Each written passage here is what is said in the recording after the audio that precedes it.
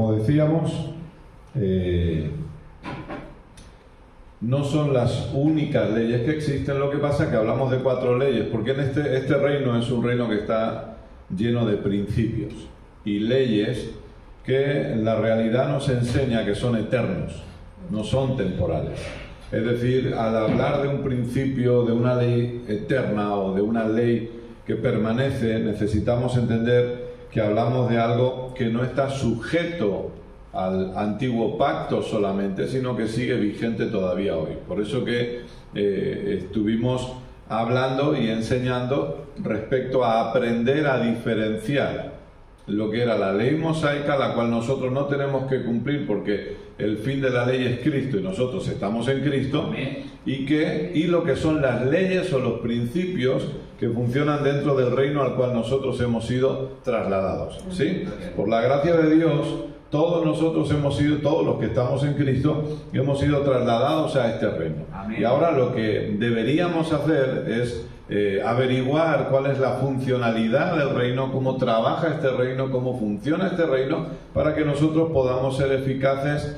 O sea, por un lado, que podamos ser eficaces en el reino, pero por otro lado también que podamos disfrutar de todo lo que tiene que ver con el estar en Cristo y el pertenecer a este reino. Amén. Amén. Entonces, sí hemos cogido estas 4 leyes, porque en algunas versiones, sobre todo la Reina Valera 60, los nombra como tales, le llama ley, la ley del Espíritu de vida en Cristo Jesús, ¿verdad? La ley de la fe, la Nueva Versión Internacional le llamaba el principio de fe, pero la Reina Valera le dice la ley de la fe. Entonces, nosotros estamos tomando estos 4 ejemplos para entender que se habla acerca de leyes y se habla acerca de principios. De ahí que, lamentablemente, uno de los errores que se ha cometido es pensar que principios o leyes que vemos en el Antiguo Pacto o que vemos en el Antiguo Testamento no están en funcionamiento hoy, cosa que no es así. De hecho, creo que tenemos uno de los libros en la Biblia donde aparecen más principios y es el libro de Proverbios. Y si usted y yo analizamos el libro de Proverbios, y recuerden, no nos vamos a detener aquí, pero recordemos que obviamente sabemos cómo tenemos que acercarnos a la Biblia, ¿verdad? Y sabemos desde qué óptica tenemos que estudiar lo que leemos, y sabemos, y ustedes lo han estudiado, y si no lo han estudiado, lo tienen ahí en el canal de YouTube, el curso Cómo interpretar correctamente las Escrituras, y hablamos de 4 preguntas que debemos hacernos cada vez que vamos a la Biblia. Debo preguntarme primero quién está hablando. Segundo, debo preguntarme a quién le está hablando. Se comete el terrible error de pensar que porque la gente suele decir que la Biblia es la palabra de Dios, se comete el error de pensar que todo lo que leo en la Biblia es Dios hablando. Y el segundo error que se comete es Dios hablándome a mí. Y no tiene nada que ver con eso. No todo lo que sale en la Biblia es Dios hablando. Y muchísimo menos es Dios hablándome a mí. ¿Toda escritura es inspirada por Dios? Obviamente sí. No podemos negar la inspiración de la escritura. Pero no toda escritura es Dios hablándome a mí. Porque hay cosas que Dios habla, sí, pero se la habla a Moisés, se la habla al pueblo de Israel, se la habla a X personas específicas. Hay cosas que salen en la Biblia que Dios no habla, también. Entonces, primero debo preguntar quién está hablando. Segundo, debo preguntarme a quién le está hablando. Tercero, debo preguntarme en qué contexto histórico se está diciendo. Y cuarto, y creo que para mí la más importante, debo preguntarme cómo interpreto lo que estoy leyendo desde la óptica de la obra consumada de nuestro Señor Jesucristo.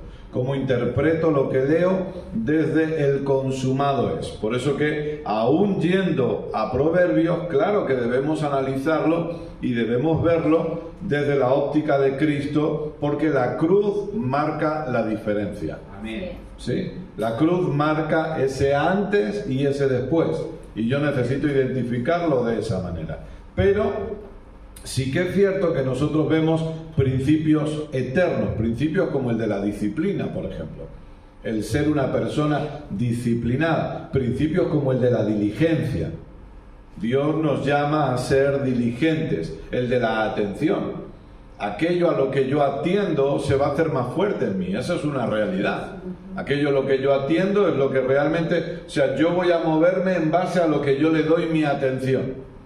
Yo voy a tener resultados en base a si soy una persona diligente o soy una persona negligente. O sea, hay principios, el principio del trabajo.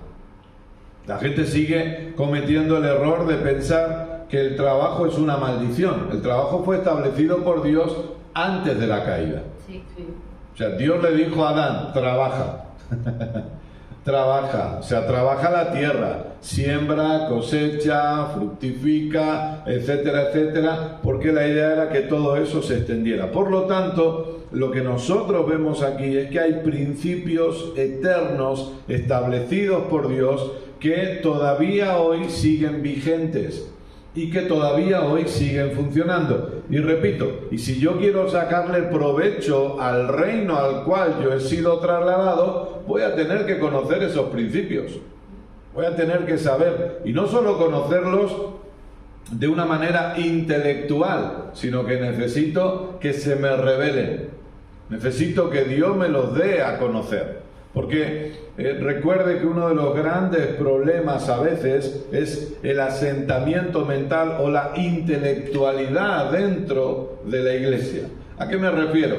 A abrazar todo como si fuera simplemente algo intelectual, algo de mente. Pero amados, estas son cosas que tienen que ser reveladas. Esa es la realidad. No negamos el hecho que hay personas que han abusado del término revelación. No negamos el hecho que hay personas que hablan de Dios me ha dado una nueva revelación y todo eso está totalmente fuera de la realidad divina. Pero también necesitamos entender que hay cosas que se nos tienen que revelar. Y que si Dios no nos las revela, no las veremos nunca. Eso es así. O sea, si Dios no abre los ojos para que podamos verlas, no vamos a poder verlas. Entonces, necesitamos entender que el reino tiene una cultura que es superior a cualquier otra cultura. Amén. Y debemos conocerlo. Por eso a veces se habla de la supracultura del reino, es decir, una cultura que está por encima de todas las demás. Y ustedes saben, cuando hemos hablado de la transformación del alma, y en mi breve libro La transformación del alma lo nombramos, que hablamos precisamente del molde de la cultura. Y no le decimos a la gente que tiene que renunciar a su cultura, pero sí necesitamos entender que hay una cultura superior, y es la cultura del reino. Amén. A veces nos aferramos demasiado a nuestra cultura terrenal y nos olvidamos de cuál es la cultura del cielo, cuál es la cultura del reino al cual nosotros hemos sido trasladados. Entonces, vamos a ver una tercera ley dentro de las leyes del reino, una tercera ley que se habla acerca de la ley de Cristo. Fíjese, es como si fueran términos incompatibles, ¿no? Cuando a veces se ha malentendido o malenseñado la gracia, repito, el problema que eso ha producido es que la gente ha pensado que no está sujeta a ningún tipo de ley. No. Nosotros lo que estamos tratando de entender y aquello a lo que estamos permitiendo que Dios nos hable y que Dios nos enseñe es que entendamos que estas leyes son leyes que han sido escritas en nuestros corazones. Son leyes que ya están en nosotros y que no son leyes de ninguna manera que nosotros debemos practicar para poder obtener algo de parte de Dios. Eso es lo que no nos cansaremos de repetir enseñanza tras enseñanza. Esto no es algo que yo debo practicar para que Dios me bendiga. Esto no es algo que yo debo hacer para que Dios haga algo por mí, porque entonces sí que nos caemos de la gracia. Todo lo que sea tratar de obligar a Dios a que haga algo por mí es caerme de la gracia, ¿sí? Es caminar en el propio esfuerzo y por lo tanto nos alejamos de todo lo que tiene que ver con la gracia. Sin embargo, lo que sí decimos es entender que estas leyes están en funcionamiento en este pacto y que forman parte de la cultura del reino y por lo tanto forman parte de nuestro caminar. Gálatas capítulo 6, versículo 1 en adelante. Gálatas capítulo 6, versículo 1 en adelante dice así: hermanos, si alguien es sorprendido en pecado, ustedes que son espirituales deben restaurarlo con una actitud humilde. Pero cuídese cada uno, porque también puede ser tentado. Ayúdense unos a otros a llevar sus cargas y así, fíjese, cumplirán la ley de Cristo. Si alguien cree ser algo, cuando en realidad no es nada, se engaña a sí mismo. Cada cual examine su propia conducta, y si tiene algo de qué presumir, que no se compare con nadie, que cada uno cargue con su propia responsabilidad. Ahora, ¿cuál es la ley de Cristo? ¿A qué nos referimos cuando hablamos acerca de la ley de Cristo? ¿Qué es caminar en la ley de Cristo? Bueno, amados, al fin y al cabo es de todo lo que estamos hablando en esta serie, y es manifestar el carácter de Cristo a través de nosotros. Amén. Esa es la ley de Cristo. De hecho, usted puede ver que aquí no es que haya una definición de la ley de Cristo específicamente, pero sí nos da a entender que esta ley tiene que ver con manifestar amor, con manifestar humildad, con manifestar la libertad en la cual hemos sido nosotros establecidos, una libertad que, como sabemos perfectamente, es una libertad de la esclavitud del pecado. No es, como dice Judas, algunos que entienden, que malentienden la libertad y se acaban yéndose a un libertinaje. No, no. Cuando hablamos de libertad es entender, he sido hecho libre de todo lo que tiene que ver con el pecado, con la naturaleza de pecado y todo lo que esta naturaleza conlleva. Eso implica que cuando yo entiendo mi realidad en Cristo, hay cosas que ya no me pueden dominar o no me pueden controlar. ¿Por qué? Porque entiendo quién soy en Cristo. Amén. Cuando entiendo quién soy en Cristo, o sea, este es el punto, nosotros no dejamos de cometer acciones de pecado para poder alcanzar un estatus delante de Dios, sino que nosotros manifestamos la naturaleza que se nos ha dado. Libertad tiene que ver, recuerde que Juan capítulo 8, nuestro amado Señor Jesucristo dice: a quien el Hijo libertare será verdaderamente libre. Amén. Es decir, una persona que ha nacido de nuevo y que está en Cristo ha sido hecho libre de verdad. Gloria a Dios. No a medias, no un rato, no. Por eso es ilógico que la gente hable de maldiciones generacionales, es totalmente ilógico que la gente hable de cosas que nosotros heredamos en el espíritu. No, amados, si estoy en Cristo he sido hecho libre por completo. Amén. También eso me lleva a entender que no hay ningún tipo de vicio que me pueda dominar. A mí no me puede controlar ningún tipo de vicio. ¿Por qué? Porque yo estoy en Cristo y Él me ha hecho libre por completo. Y necesito entender. Ahora, ¿cuál es el problema? El problema es que la religión le ha llevado a la gente a decirle: no, es que tienes que mejorar tu comportamiento y tienes que mejorar tu forma de hacer para que Dios haga algo por ti. Y no le ha enseñado a la gente: hey, esto es lo que tú eres. Estás muerto, y como estás muerto, Cristo vive a través de ti. Amén. Si Cristo vive a través de mí, el muerto no tiene deseos de nada porque está muerto. Gloria a Dios. El muerto no critica porque está muerto, ¿o no? Amén. El muerto no se emborracha porque está muerto. El muerto no se droga porque está muerto. El muerto no miente porque está muerto. A mí lo que se me tiene que revelar es que estoy muerto. Amén. Y que es Cristo el que está viviendo en mí. Amén. Que es Cristo el que está viviendo a través de mí. Entonces, esa es la libertad que Él me ha dado. Soy completamente libre del pecado y de la muerte, y por causa de esa libertad yo practico la ley de Cristo, que, como vemos aquí, tiene que ver con humildad también. Gloria a Dios. Dice el versículo 4: cada cual examine su propia conducta, y si tiene algo de qué presumir, que no se compare con nadie. O sea, yo me analizo a mí mismo, pero también tiene que ver con el amor. Ayúdense unos a otros a llevar sus cargas, y es así como cumplirán la ley de Cristo. Ayúdense unos a otros a poder ser un punto de apoyo. a poder llevar las cargas de los demás. Repito, ¿qué es practicar la ley de Cristo? Y por favor, creo que lo hemos establecido, pero nunca está de más repetirlo. Esto no es algo que producimos nosotros. Quitémonos esa idea de la cabeza por completo. Esto no lo producimos nosotros, lo produce la vida que está en nosotros. Amén, gloria a Dios.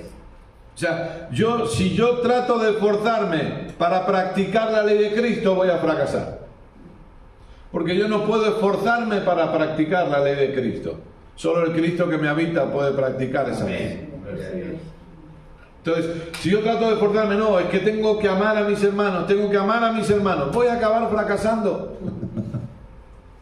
Tiene que ser el Cristo que me habita. Gloria a Dios. Por eso repito, practicar la ley de Cristo es expresar su carácter. Amén. Esto va más allá que orar por los enfermos para que se sanen. No, es expresar su carácter, lo que Él es, que Él pueda ser expresado a través de nosotros. Amén. Compartía con la congregación de Mexicali por Zoom el domingo por la tarde, y lo que enseñaba, el tema que Dios me llevó a enseñar es el Hijo, una manifestación del Padre, la Iglesia, una manifestación del Hijo. Eso es lo que somos nosotros. El Hijo, una manifestación del Padre. Jesús lo dijo bien claro, el que me ha visto a mí, ha visto al Padre. Pero ¿qué es la Iglesia? La Iglesia es la manifestación del Hijo en la tierra. Amén. Y por consiguiente, obviamente, la manifestación del Padre. Por medio de la obra del Espíritu Santo. Porque algunos se nos quejan de que no nombramos al Espíritu Santo, ¿no? Pero es así. La Iglesia es la expresión y la manifestación del Hijo en la tierra, por consiguiente la expresión y la manifestación del Padre por obra del Espíritu Santo en nosotros. Entonces, ¿qué significa ser la expresión del Hijo? Manifestar su carácter. Manifestar lo que Él es. Para que eso pueda ocurrir, como hemos dicho, obviamente toda esta temática es Cristo formado. Amén. Repito, no es algo que yo produzco por mi propio esfuerzo. No soy tan bueno, ni usted tampoco. No somos tan buenos. Es Él a través de nosotros. Amén. Eso es lo que tenemos que permitir. Debemos exponernos a Él para disfrutar, practicar la ley de Cristo. Mire lo que dice Santiago 1:25.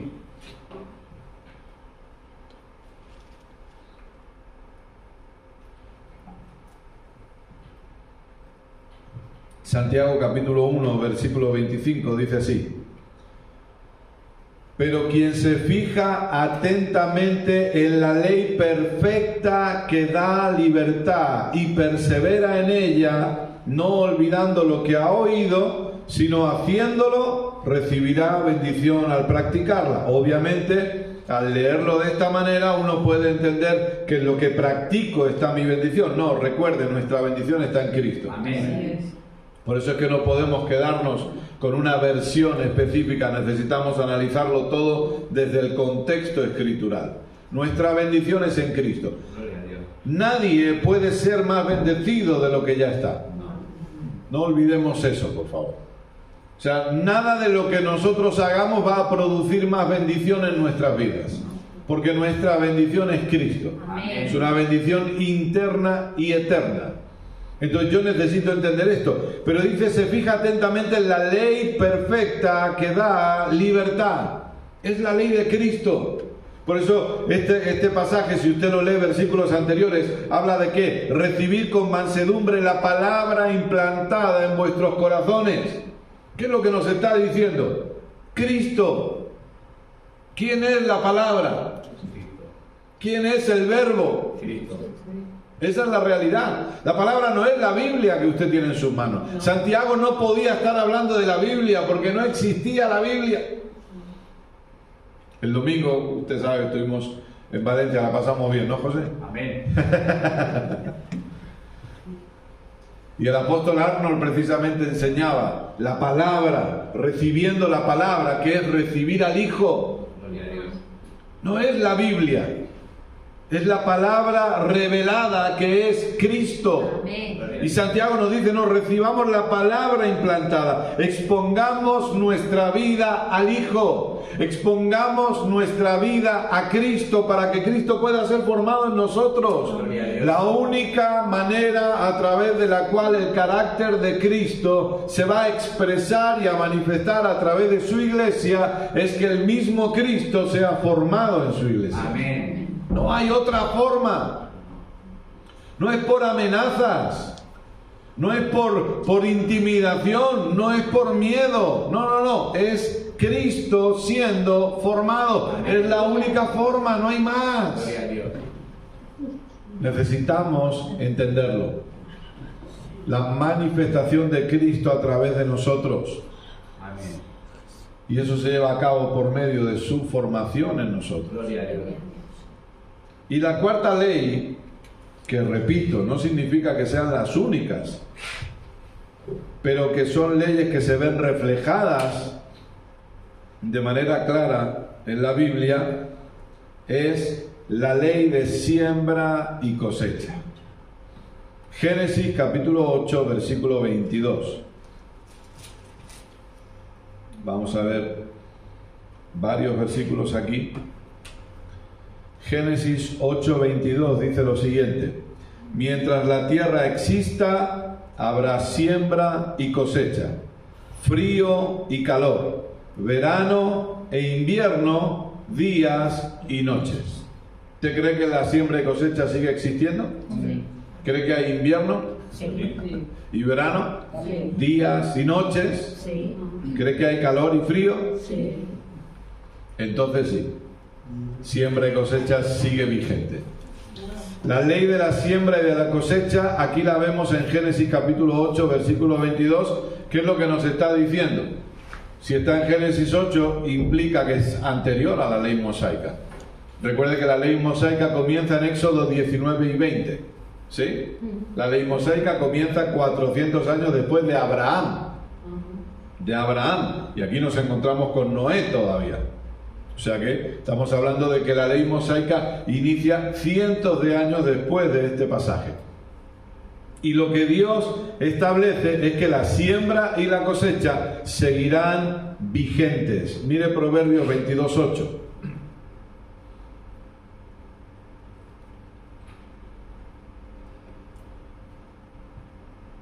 El que siembra maldad cosecha desgracias, la vara de su ira será destruida. Fíjese, el que siembra maldad cosecha desgracias. Es decir, siembra y cosecha. Oseas capítulo 8, versículo 7. Oseas capítulo 8, versículo 7. Sembraron vientos y cosecharán tempestades.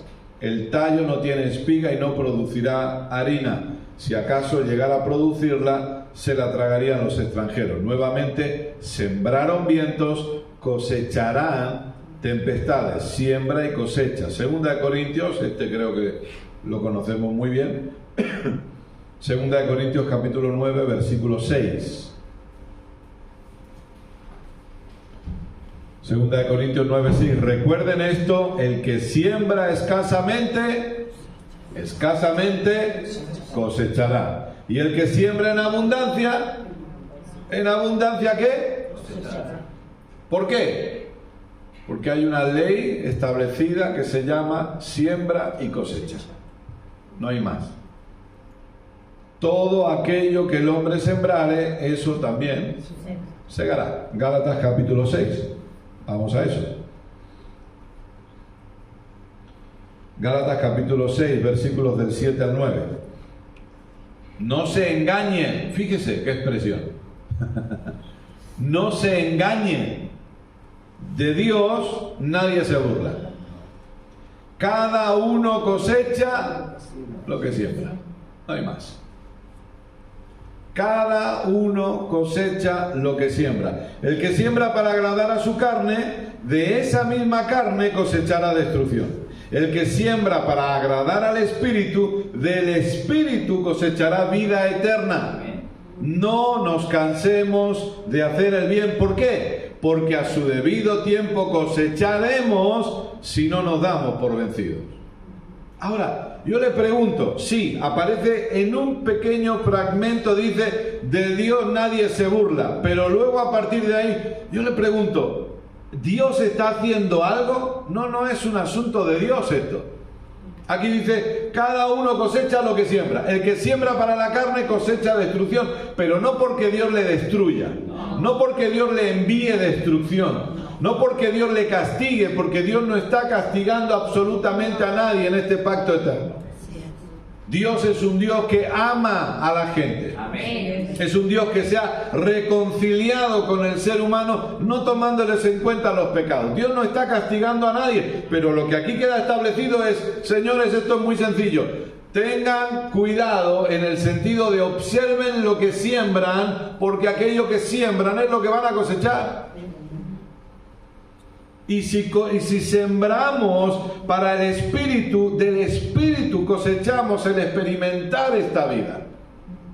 Pero hay una ley establecida y por supuesto que cuando entendemos gracia, nos damos cuenta que hay cosas que nosotros hemos y seguimos cosechando que nunca hemos sembrado. ¿Por qué? Porque es una cosecha de gracia.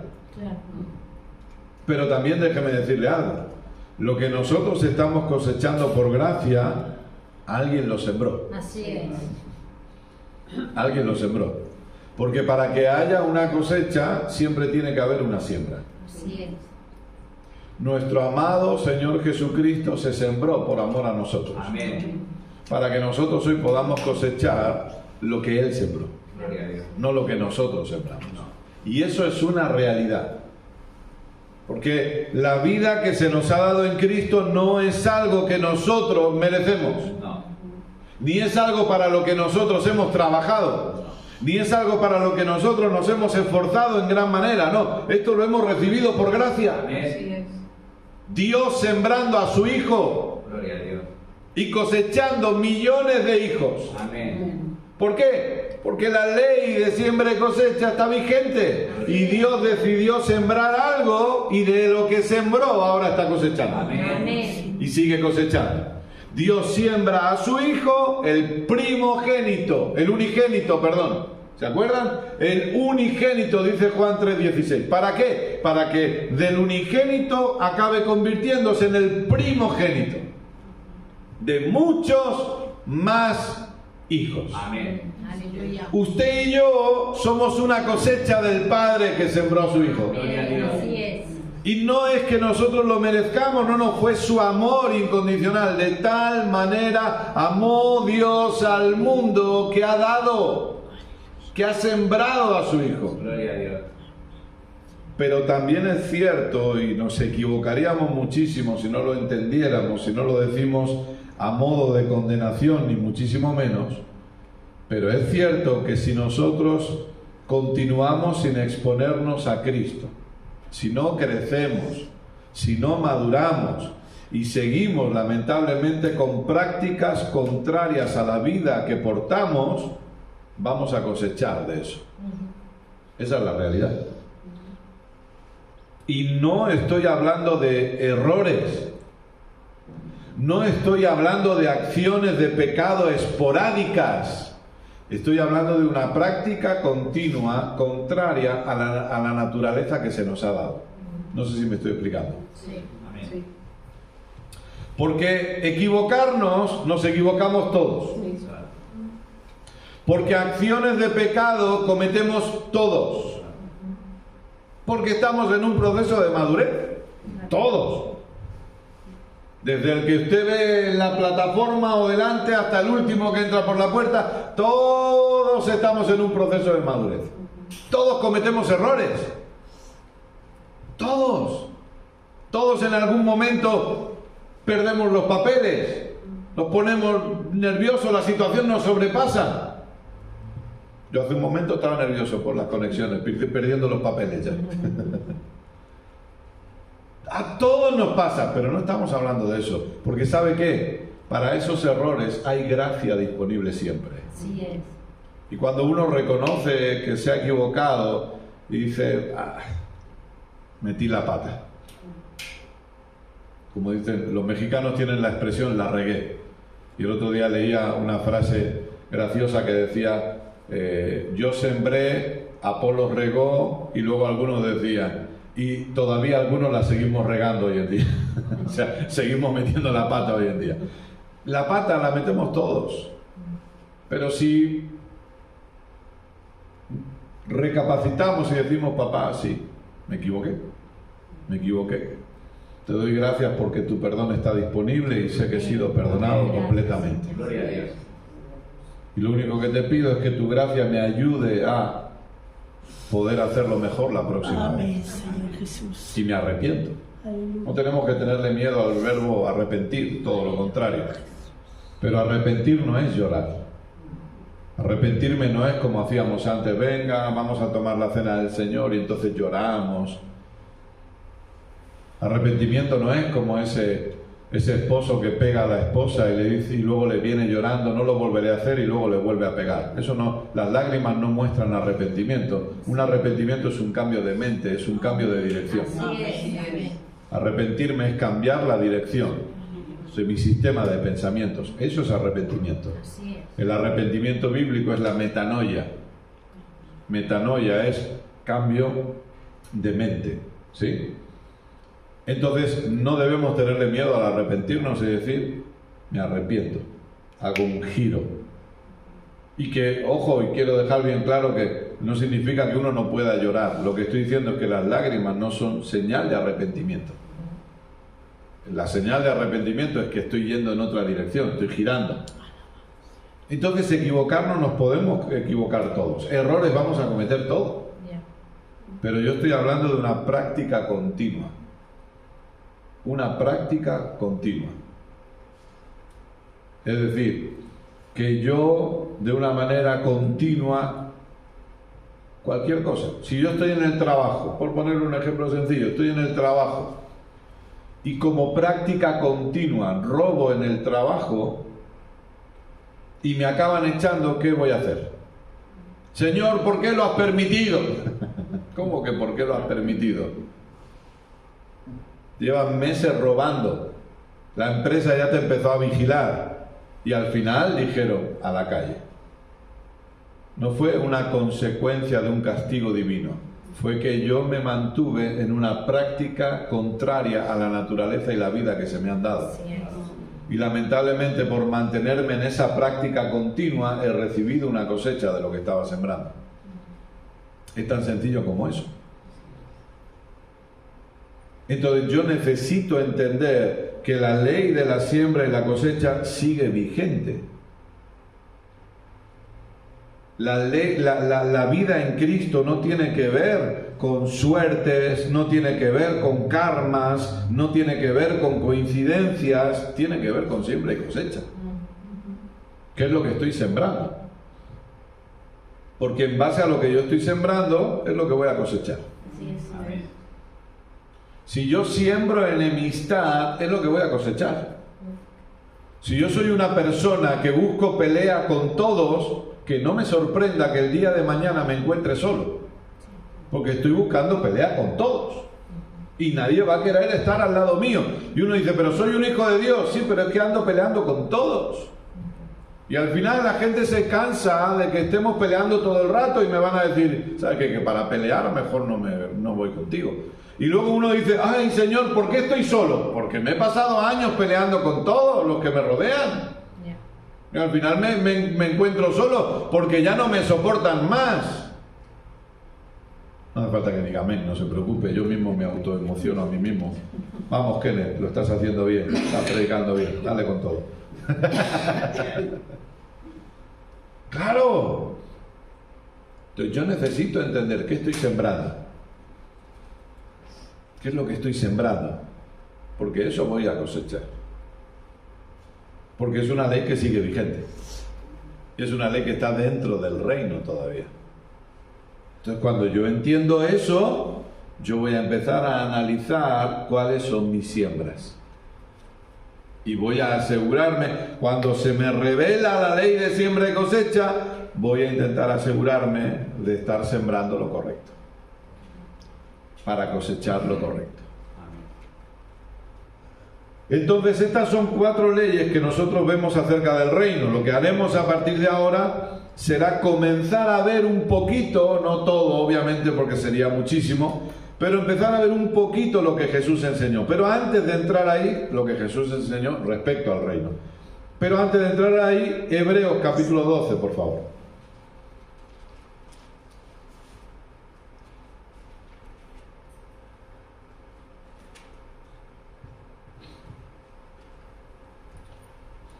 Hebreos capítulo 12, versículo 28 dice así. ¿Vamos bien? Amén. Dice así, Hebreos 12, 28. Puesto que nosotros estamos recibiendo un reino inconmovible, seamos agradecidos. Amén. Inspirados por esta gratitud, adoremos a Dios como a Él le agrada, con temor reverente. Temor no tiene que ver con miedo, dejemos eso bien claro. Sí, porque habla de reverencia. Pero lo que quería decirle, lo que quería que viéramos aquí es que dice, la Reina Valera dice, habiendo recibido un reino inconmovible, ya estamos en este reino, ya formamos parte de este reino, nosotros caminamos en gratitud y en servicio a Dios. Entendamos esto, amados. El entendimiento del reino es un motor que nos lleva a manifestar gratitud y servicio a Dios. Amén. Cuando vemos aquí la palabra inspirado por esta gratitud, adoremos a Dios. Yo sé que lamentablemente por causa de cómo hemos sido educados en una cultura evangélica, escuchamos la palabra adoración y automáticamente la mente se nos va ¿a qué? A las canciones. ¿Verdad? Canciones y sobre todo ¿qué? Canciones lentas. ¿Pero qué es adoración? Adoración es rendición a Dios. Cuando usted analiza la adoración en la Biblia, usted ve que adoración tiene que ver con rendirse a Él. Amén. Por lo tanto, adoración tiene que ver con ser gobernados por Él. Cuando nosotros entendemos el reino al cual hemos sido trasladados, lo que va a ocurrir es que vamos a disfrutar de su gobierno. Amén. Y vamos a ser agradecidos. Gloria a Dios. Amados, la gratitud es importantísima. Seamos agradecidos. ¿Sabe por qué no somos agradecidos? O no practicamos, permítame decirlo de esta manera, por favor. ¿Por qué no practicamos la gratitud? Porque estamos demasiado enfocados en lo que nos rodea. O somos demasiado conscientes de lo que estamos viviendo. Y a veces lo que estamos viviendo, lo que nos transmite es que no tenemos nada por lo que estar agradecidos. A veces. Otras veces no. Pero a veces sí, porque si tengo un matrimonio que va de bien a mal y de mal a peor. Si tengo unos hijos que van de rebeldía en rebeldía. Si mi trabajo no me gusta, si la economía no va tampoco muy fina, si de salud tampoco ando muy bien, es como que aparentemente no tengo nada de lo que agradecer, pero el problema es que hemos apartado nuestra mirada de lo eterno. Así es. La gratitud, yo no le voy a decir de ninguna manera que la gratitud abre cielos, la gratitud trae la bendición, no, porque eso ya está hecho por Cristo. Amén. O sea, recuerde que nosotros no podemos hacer algo que Cristo no hizo por nosotros. Nosotros podemos disfrutar de lo que Cristo hizo. Amén. Nadie puede abrir los cielos. Y nadie puede cerrar cielos. No existe nadie que haga eso. Porque los cielos los abrió Cristo. Gloria a Dios. Y nosotros disfrutamos de cielos abiertos porque Él los abrió. Amén. Entonces yo necesito entender eso. Perfecto, lo dejamos como base y lo entendemos. Ahora, la gratitud a lo que nos lleva, no es a que los cielos se abran ni mucho menos, pero la gratitud me lleva a enfocarme en lo correcto. Amén. Y hay cosas que no voy a disfrutar de parte de Dios, no porque Dios no me las haya dado, no. En Cristo me ha dado todo lo que requiero para el desarrollo de su propósito en la tierra. Gloria a Dios. Dios me ha dado todo lo que necesito, pero hay cosas que no voy a experimentar porque estoy enfocado en lo incorrecto. Claro. No porque Dios no me las haya dado, me las ha dado, pero yo estoy mirando otra cosa. La gratitud hace que yo pueda enfocarme en lo correcto. Sí. Amén. Y al enfocarme en lo correcto, yo puedo disfrutar de lo que Dios dejó preparado en Cristo. ¿Por qué? ¿Qué es enfocarme en lo correcto? Enfocarme en Él. Enfocarme en Cristo. Enfocarme en la obra consumada. Entonces yo necesito aprender a ser agradecido. Bueno, quizá no veo que mi salud esté bien, o mi economía esté bien, o mi matrimonio esté bien, pero hay cosas por las que puedo ser agradecido. A ver, Kenneth, dime. Bueno, estoy en Cristo. Amén. Gloria a Dios. Sí. ¿Por qué no empiezo por ahí? Amén. ¿Por qué no levanto mis manos y digo, papá, gracias porque estoy en Cristo? Amén. ¿Qué más? Tengo vida eterna. Gloria a Dios. ¿Qué más? He sido hecho justo. Amén. He sido hecho perfecto. He sido hecho santo. Aleluya. ¿Qué más? Oh, prepárese para esta porque esta es tremenda. Soy hijo amado por el Padre. Aleluya. Soy su hijo amado. Amén. Solo con eso ya tenemos para vivir el resto de nuestros días. Amén. Solamente levantando mis manos y diciendo gracias porque soy tu hijo amado. Eso debería sostenerme el resto de mis días. Amén. Su amor incondicional por mí es lo que debería mantenerme firme y lo que debería sostenerme para siempre. El entender que Él no va a dejar de amarme nunca. Amén. Que Él me ama y que Él me está mirando y me está diciendo, es que te amo no por lo que haces o dejas de hacer, sino porque eres mi hijo amado. Y mi amor permanece para siempre de tu lado. Amén. Y nada de lo que hagas me llevará a dejar de amarte. Gloria a Dios. Aleluya, Él gloria a es Dios. mi Padre que me ama. Amén. Soy un hijo de Dios. Gracias, papá. Soy un hijo del Creador del universo. Gloria a Dios. Soy un hijo del Dios eterno, del Shaddai, el que está por encima de todo lo demás. Amén. Y yo soy su hijo. Gloria a Dios. ¿No cree que eso es un buen motivo? Amén. Amén. Entonces, ¿por qué no practicamos gratitud? Cada mañana cuando nos levantamos. Gracias, papá, porque tú eres bueno. Dios es bueno siempre, pero no como una frase hecha. Nosotros cuando suena el despertador nos miramos, mi esposa, nos decimos que nos amamos, pero luego decimos, Dios es bueno siempre. Amén. Gracias Dios por este hermoso día, porque Él es bueno. Gloria a Dios. Entonces yo puedo levantar mis manos y decir, gracias papá porque tú eres bueno. Gloria a Dios. Podemos dar gracias por su plan, podemos dar gracias por su propósito. Podemos dar gracias porque fuimos escogidos desde antes de la fundación del mundo. Amén. Podemos dar gracias porque Él contó con nosotros para esta temporada. Gloria a Dios. Y por supuesto podemos dar gracias por la sanidad. Podemos dar gracias por la provisión. Podemos dar gracias por nuestra casa sirviéndole a Él. Aleluya. Podemos dar gracias, claro que sí. Podemos dar gracias porque los ojos de nuestros familiares están siendo abiertos para que caminen en su realidad. Gloria a Dios. Por supuesto que sí.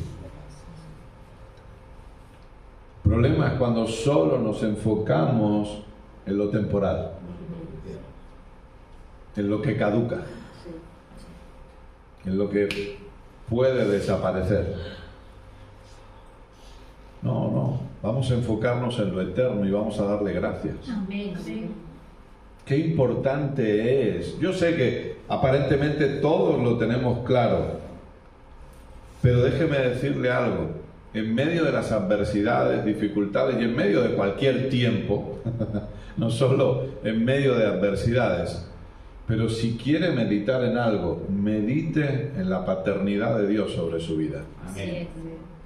Por favor, medite en la paternidad de Dios. Nos han vendido a un Dios tirano, un Dios que se enfada, un Dios que castiga. No, qué importante es que, porque esa es la revelación que vino a traer Jesús. Así es. Ya podemos hacer un estudio, como a veces hemos dicho, de todos los nombres de Dios en el Antiguo Testamento. ¡Wow! Maravilloso, tremendo, poderosísimo. Todos los nombres de Dios y lo que cada uno significa. Pero de repente aparece Jesús y dice, yo no les vengo a hablar de Jehová Sidkenu, la justicia, ni de Jehová Rafa, ni de Jehová Jireh. No, no. Cuando ustedes oren, digan, Padre nuestro. Amén. Y más adelante le dice, ¿por qué se preocupan si su Padre sabe las necesidades que ustedes tienen? Así Gloria a Dios. es, aleluya. ¿Y cuál es el problema que tuvieron los religiosos? Ese fue el problema. No solo que Jesús hacía milagros, no solo que Jesús sanaba enfermos, el problema era que Jesús hablaba de Dios como Padre.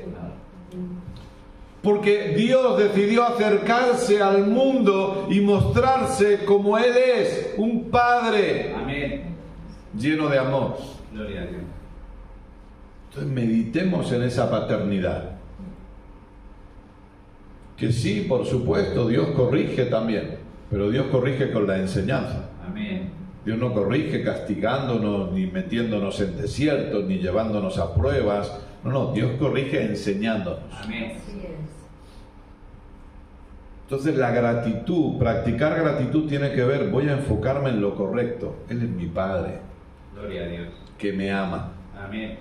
y que me ama incondicionalmente. Amén. ¿Somos conscientes de eso? No. Me ama incondicionalmente. Amén. Si eso no hace que yo me rinda completamente a su gobierno, nada lo hará. No. Si eso no hace que yo levante mis manos y diga, gracias papá, gracias papá, nada lo hará. Porque no hay mayor revelación que la paternidad de Dios sobre nuestras vidas, Así es. en Cristo. Aleluya. Por eso Pablo también habla y dice, ahora ustedes son hijos de Dios. Amén. Gloria a Dios. Ya no hay hombre, mujer, ya no hay esclavo ni libre, ya no hay... No. Ahora somos hijos. Amén. Aleluya. Y en Romanos dice, somos hijos y podemos clamar, Abba Padre. Gloria a Dios. Gloria a Dios. Meditemos en su paternidad, en Dios amándonos. Amén. No como algo emocional, sino como lo que Él es. Dios no es sanidad. Dios no es prosperidad. Dios no es... Dios es amor. Amén. Esa es su naturaleza. Sí, totalmente. Y su naturaleza no puede ser alterada, ni modificada, ni cambiada. Es lo que Él es. Así es. Gloria a Dios. Y tal y como Él es como Él se muestra a nosotros. Amén. Para que podamos crecer en este entendimiento y para que podamos ser conscientes y que ese conocimiento sea el que nos mueva. Porque si no, repito, lamentablemente salimos de aquí, que de eso va la parábola del sembrador. Todos los que estamos en Cristo somos buena tierra. Amén. Pero la parábola del sembrador lo que nos enseña es que tengamos cuidado de no permitir que lo que nos rodea se haga tan grande en nosotros que nos impida ser conscientes de la revelación de Cristo.